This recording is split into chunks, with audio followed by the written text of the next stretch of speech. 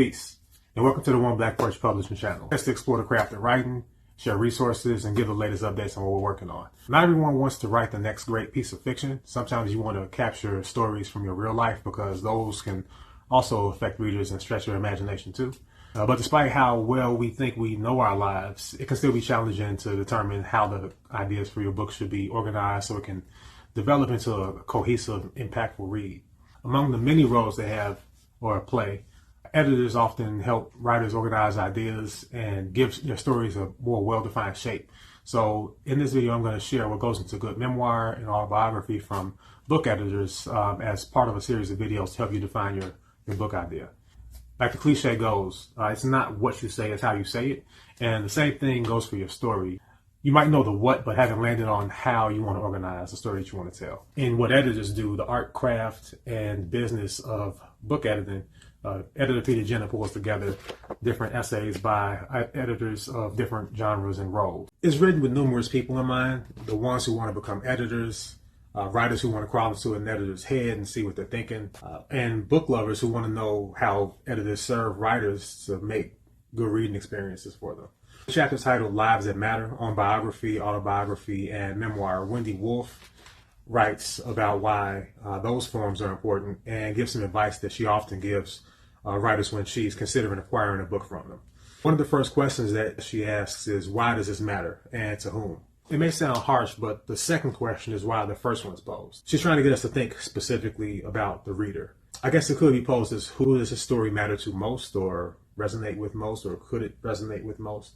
Her later claim is that knowing who your story matters to or resonates with or could resonate with can dictate your vocabulary, your voice, the details you include or choose to leave out, the conclusions you draw, and then moving on to questions of persuasiveness, because the best writers are able to persuade through their stories. Just think about how you may relay a story to different people that you're close to. You're going to persuade them differently. The only difference is that the reader is largely imaginary, at least until you're signing a copy of your book for them. So from the start, you have to assume that you know enough about the reader to sit them down in the middle of a real life and show them something new or present it differently in hopes of changing them or influencing them in some sort of way by the end. The third question she raises, that's often thought to be the first and most important question, is what's new here? But new doesn't necessarily mean asking yourself, what am I going to say that hasn't been said? You might think about your background or identity or any other characteristics that you might have and think that what you're writing has already been done. So there's nothing of substance to reveal for readers, but you don't really want to make that assumption. And plus, you're probably wrong. You're likely wrong. Why and how you're going to write it determines much of the reader's experience too, not just what you're writing about, no matter how strongly you might identify with another writer's story or a particular author.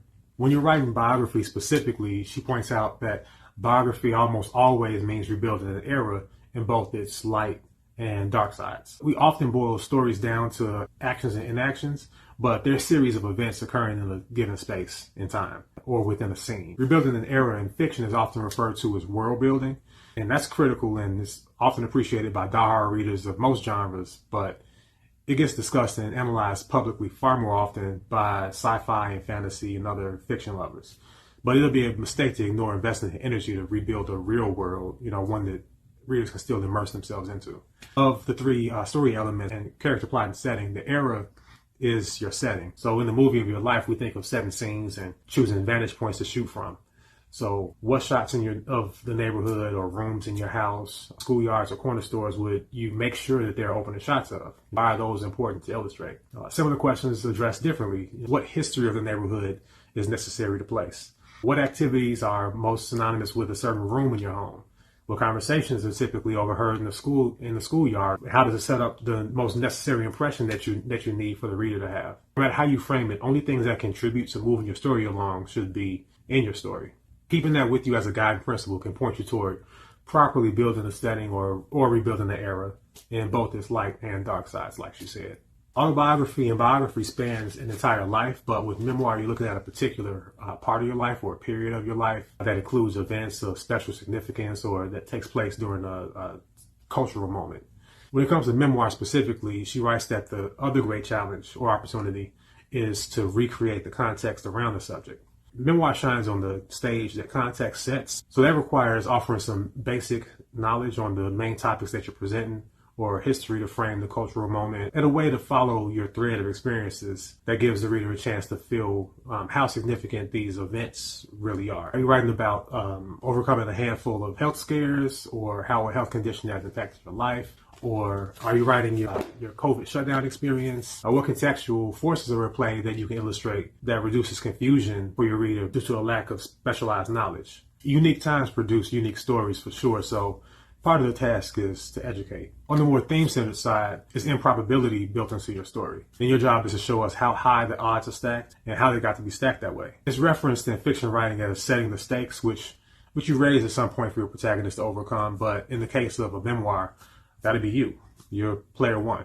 Memoirs also pull us towards something universal most of the time, and what's universal is rarely new, and that's okay. How many stories of redemption do we hear year after year? Or romance stories of unrequited love.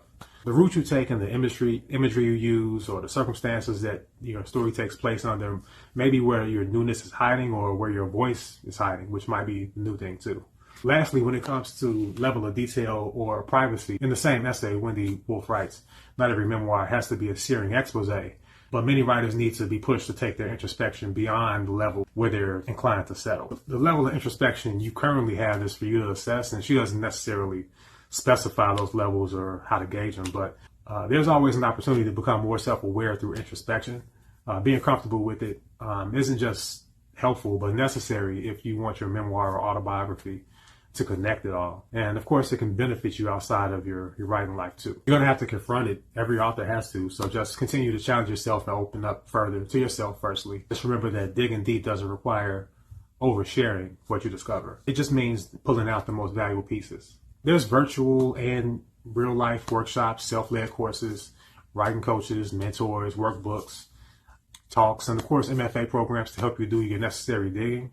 The choice of tools at your disposal are vast. It's up to you to decide which route to go. As for me, I'll be sharing tips from books on writing practices and habits, how to develop your book idea, elements of story like characterization and plot, and occasionally explore topics that affect the state of publishing as it's told today, like AI, book banning, and a few others. Subscribe to stick around.